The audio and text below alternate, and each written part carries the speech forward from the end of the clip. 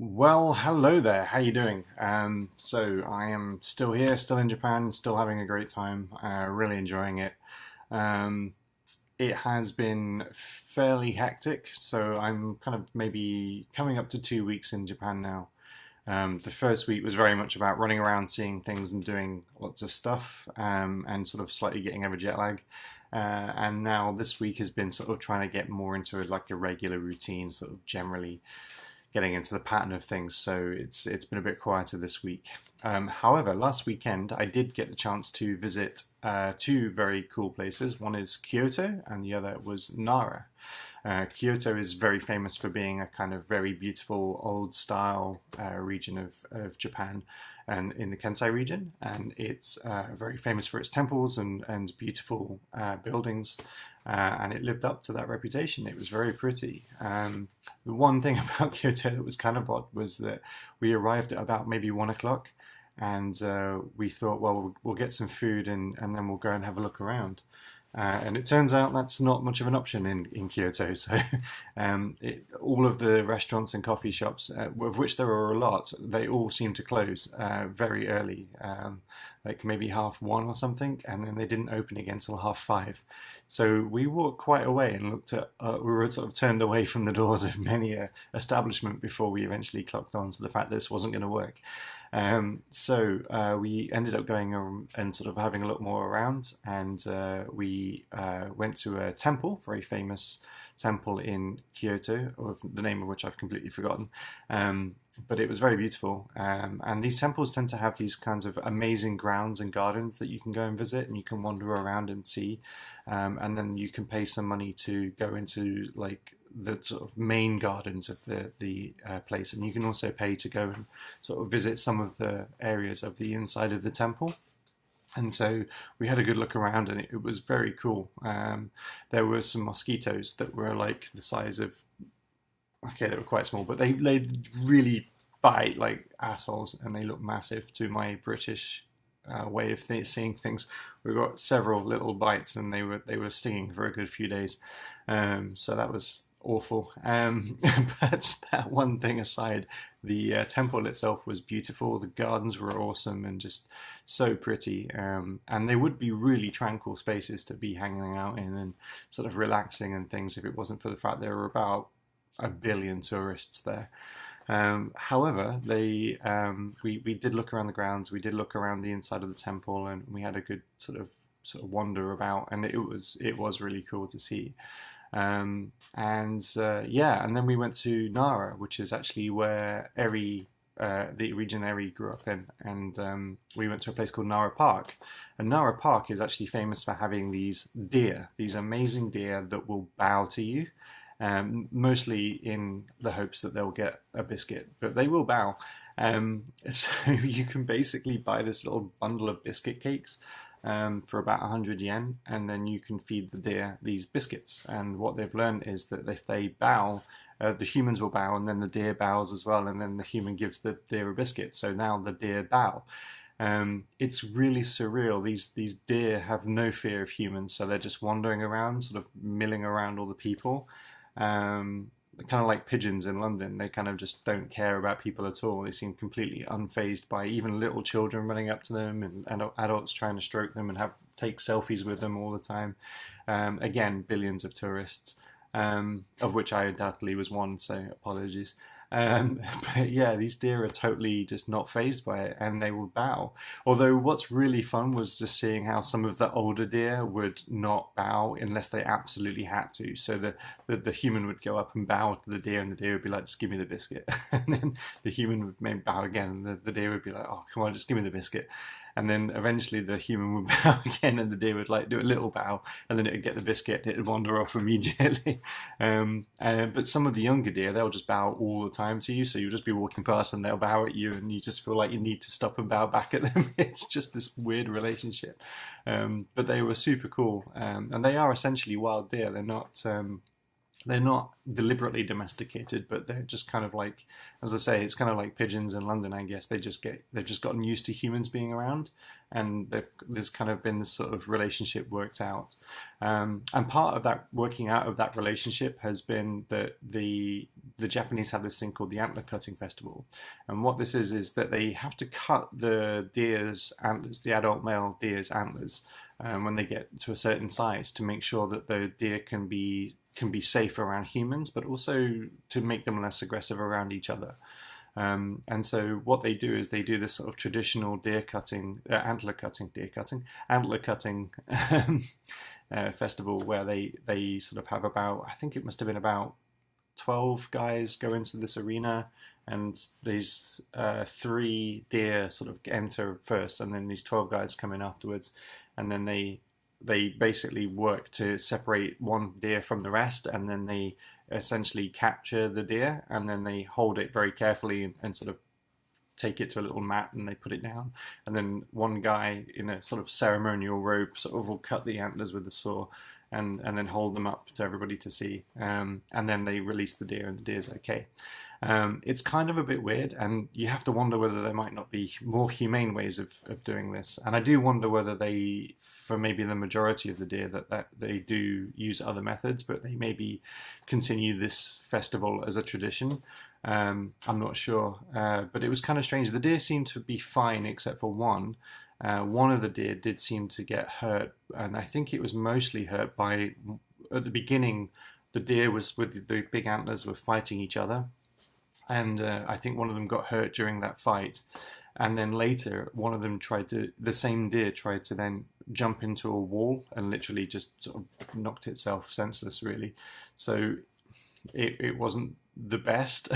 The other 2 deer, I have to say, they were absolutely fine and didn't seem too phased by their experience. Obviously, they're not happy about losing their antlers, but I think it was, they seemed okay, but this other one got hurt, and they did bring a vet out to take a look at the deer when it first hurt itself, and then again later on when it didn't look like it was doing very well, they brought the vet out again to check it. So, and then they sort of decided to carry it off and give it some more medical attention. I hope that's what they did do it.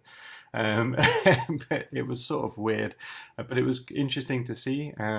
And kind of crazy. But the thing about cutting the deer's antlers is definitely very necessary. We were wandering around at one point, and there was a deer with slightly longer horns, antlers, and it did end up sort of getting a bit bad-tempered, and sort of, it was the only time I've seen one of the deer actually behave in a hostile, even slightly hostile way.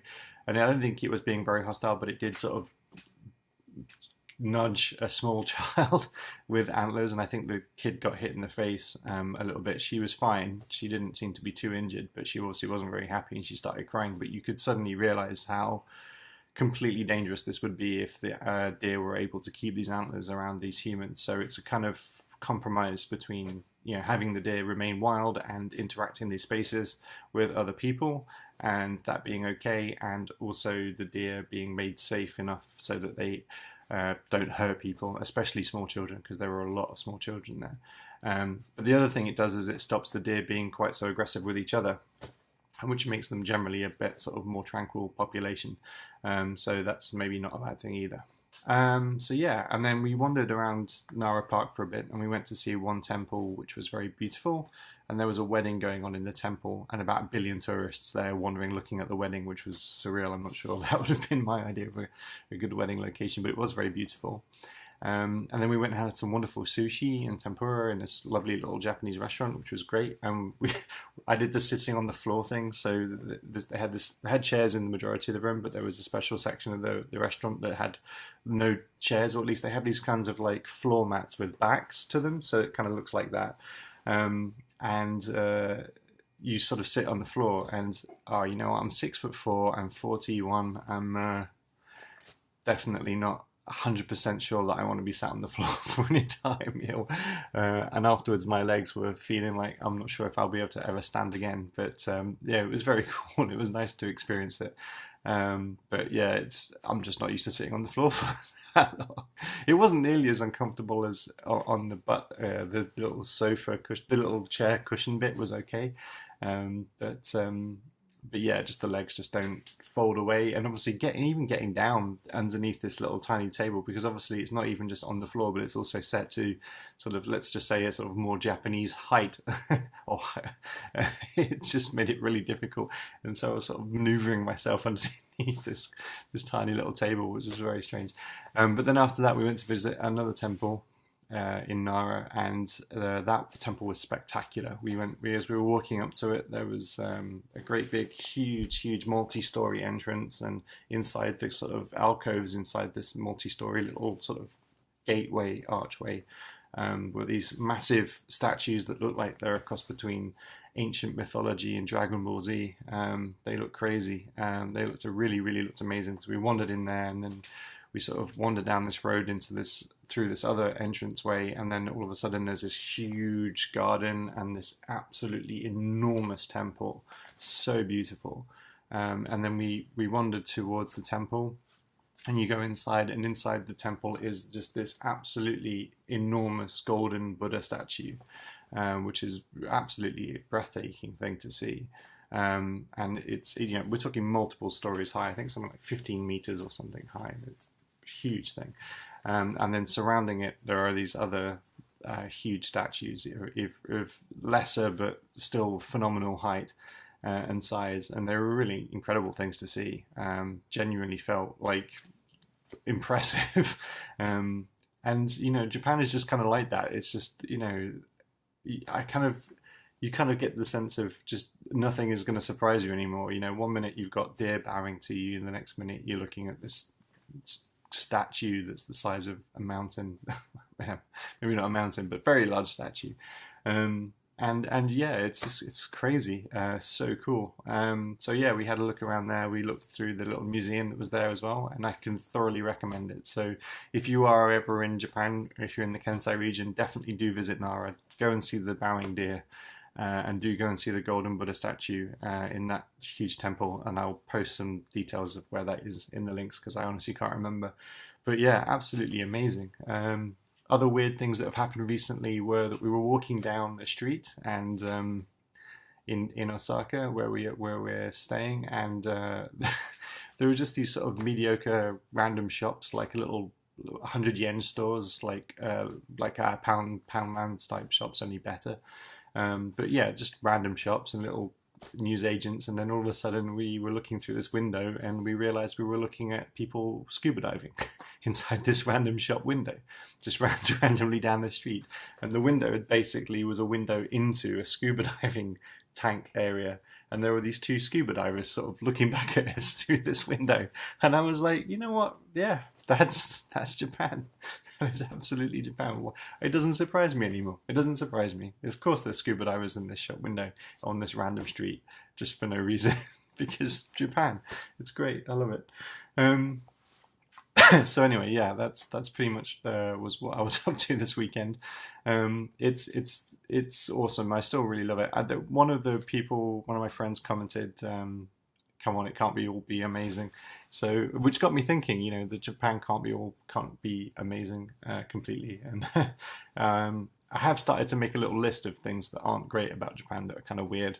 And I will definitely make a little video about those things a bit later on. So yeah, there are a few things that are kind of like a bit off-putting about Japan, definitely, and seem a bit strange. But for the most part, it is fantastic. Absolutely loving it. One other thing is, we've been watching the women's volleyball championships, world volleyball championships on TV every night, well, most nights, and Japan is doing phenomenally well, and it's just really awesome to watch the volleyball. So that's been great, and we've been cheering Japan on. UK is not in there, so I don't feel too much of a betrayer, but yeah, we've been cheering on Japan, and they've been doing great, so that's been fantastic to watch.